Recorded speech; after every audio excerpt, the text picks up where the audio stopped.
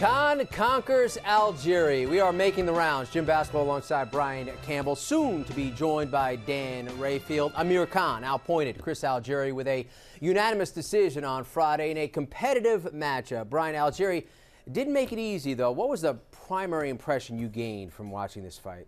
That as much as I'd like to talk about that Amir Khan might be a tough matchup for Floyd Mayweather, I found out in this fight, Jim, he's just not, because he's still vulnerable in those same areas that we always thought all along, which are those power punches over the top, those clean shots. Algieri was able to do that, really putting forth an a performance than we thought he was capable of coming in. You give Algieri credit in that regard, but when you're Amir Khan, this was the opportunity to really showcase yourself, to set the stage for things to come in the future. And I think even though Khan came through with the victory, made the adjustments, and got the W, it was almost Algieri, Jim, that won the war in this case. He was the one that stole the headlines and stole the glory, and I don't have that same confidence anymore that Khan is that guy that can give Floyd a good fight. Despite the win, you expected more from him. That, without question. Yeah, ESPN boxing insider Dan Rayfield. Does this, though, set up Khan as the logical next opponent for Floyd?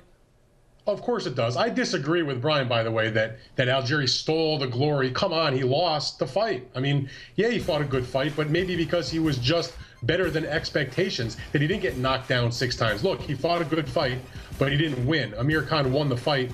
I'm not sure what else Amir Khan has to do to get the fight with Floyd. He's won 5 in a row. He looked great against Evan Alexander, who he shut out. He won a solid victory against Chris Algieri. There was not a controversy about the outcome. Maybe it was a little closer than some people expected. But at the end of the day, he won the fight, and Mayweather has no other big name to fight. And Amir Khan brings the biggest name of the guys who are even remotely available. So I say at this point, if Floyd's going to fight in September, let's get it on and get Amir Khan the opportunity.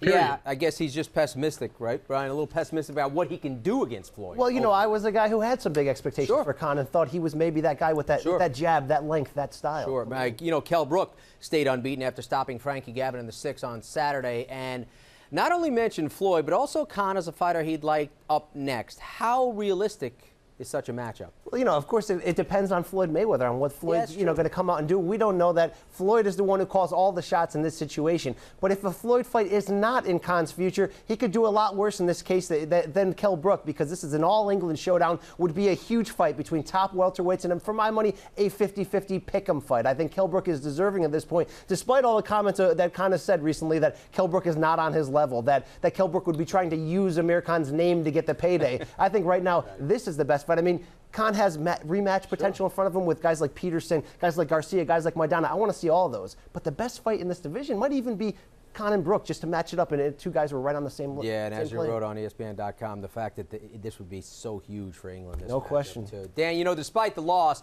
did you notice a positive impact on Algieri from new trainer John David Jackson? Yeah, he let him out of the cage. I mean, that's what it was. Come on, you teed it up right there for me, Jim. What can I do? I just hit it right out of the park. Look, John David Jackson is a top-level trainer. You can tell by his work with past fighters, particularly his most recent star, Sergey Kovalev. He's doing a great job with him. John David had Chris in great shape. He also gave him a game plan that he stuck to. He surprised Amir Khan by being as aggressive as he was. Amir even said after the fight that he expected Chris to box a bit more, to be on the back foot a little bit. So he was a little bit taken by surprise when he pretty much came right to him. So there's no question that Chris Algieri was a better fighter because of the work he did with John David Jackson. I'm going to give Chris Algieri credit here for this also. After the fight at the press conference, somebody said to him, you know, look, you just were in your first fight with John David Jackson. Would you have liked to have a little bit more time in your training camp to adjust and to adapt to the sort of things that he was teaching you, as opposed to taking this fight right off the bat? And to Chris's credit, he said, woulda, coulda, shoulda. He was not complaining. He understood that when you're in his situation, you can't necessarily dictate every single term and have the fight exactly when you want it, that if you got the opportunity, you have to take it. That's what they did. I thought that John had a great game plan, and Chris did a heck of a job. It's just that Amir came out on top. Sure. Nothing to be ashamed of, and I think Chris will get better the more he works with John David Jackson. Absolutely. It was a very competitive fight, no question about it. And we'll soon see what's next for Amir Khan after yet another win. We are making the rounds here on ESPN.com. For Brian Campbell and Dan Rayfield, I'm Jim Basketball. Thanks for watching.